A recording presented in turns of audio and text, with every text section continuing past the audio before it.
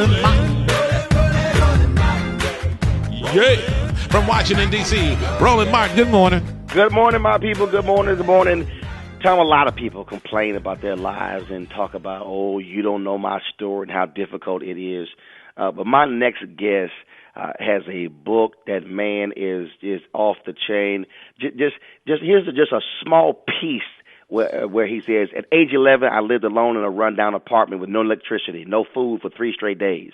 Age of 12, I lived in a shelter home because the school system didn't know my real Social Security number. Had a child at age 14. And at age 15, I had to work 2 jobs in order for my son and I to survive while growing up in the middle of a drug-infested housing project. Had to endure my sister being killed by her father's best friend while her 2-year-old daughter was in the home. I had to stand by helplessly as my mom would lose a fight with substance abuse and endure my father walking out of my life for more than 15 years. My final awakening was surviving a brutal stabbing from a neighborhood street fight that would have kept me from sharing my life story of outlasting my opponents. Derek Anderson, former NBA player for the Heat and the Spurs. Tom has a new book called Stamina, where he lays it all out. He joins us this morning. Derek, good morning. Good morning. How you doing? Man, just reading that small piece right there should shut a whole lot of people up who complain about just how hard life is. What has been the reaction thus far from folks across this country as you have traveled with book signings and speeches? Well, what I've done, I've brought a community back together. You know, when we grew up, it was about loving each other and, forgiving and continuing to move on. And what we did now, we put athletes and entertainers on such a pedestal, we forgot normal people, normal are good people.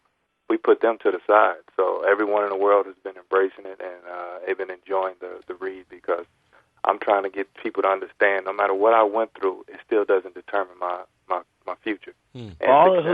Fatherhood at 14. Yeah.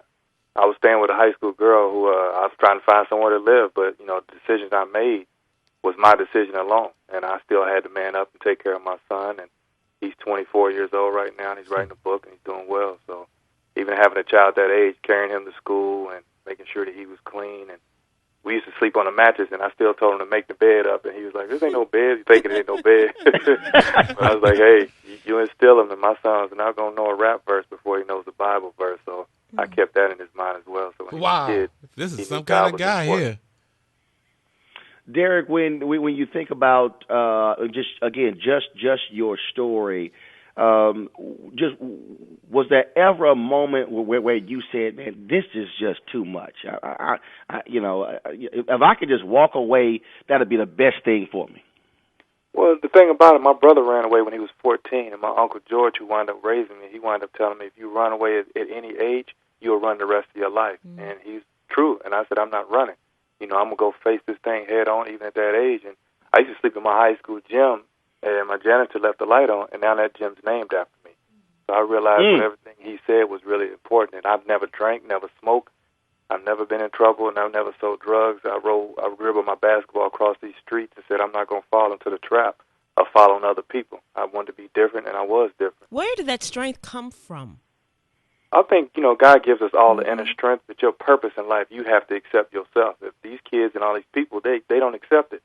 They run from it. So when people ask where I get my strength from, it was basically wanting better than what I was. It doesn't make common sense to tell you if my mom and dad just drank alcohol and smoked and they left me for dead, why would I follow that path? And I felt like that's not what I wanted to do. And again, when you live your life and you see what people who in front of you have done something, you have to be better than that. Like now, my children, I want them to be better than me. I don't want them to be equal or, I want them to be better.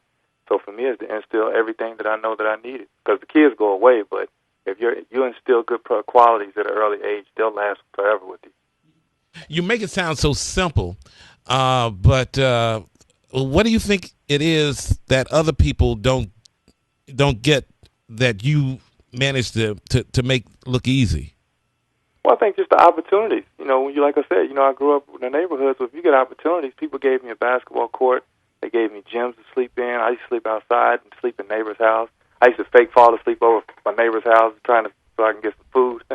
But I think they opened the doors up where now people don't open the doors up. So many things are different now. Okay. People don't realize your neighborhood is the people who are going to help you to grow into mature as a man. The neighborhood has changed. So, Derek, in many ways, you're saying that we talk about it takes a village, but we forget that we actually are the village. We still need that village. Yeah. You still need it. You can't look at people and turn your back on them, because those same people you turn your back on be the people probably breaking in your house. The book is called Stamina by Derek Anderson. Derek, before we go, you play for the Heat and the Spurs. Who wins this series? I love Tim Duncan, but I got to go with my Miami Heat. Okay. All right, folks. Have you heard about the Tom Joyner jinx? There's no such thing as a Tom Joyner jinx. My son sings a song every day to school, so he hears it. And your son, and you and your sons know that there's no such thing. I can't hear you. Say what? I believe you. I'm going with you, Tom. Whatever you say, man. Oh, right there. That's it right there. The man has seen the worst. You just solidified the jinx. Derek, we appreciate it, man. Thanks so much. God bless you.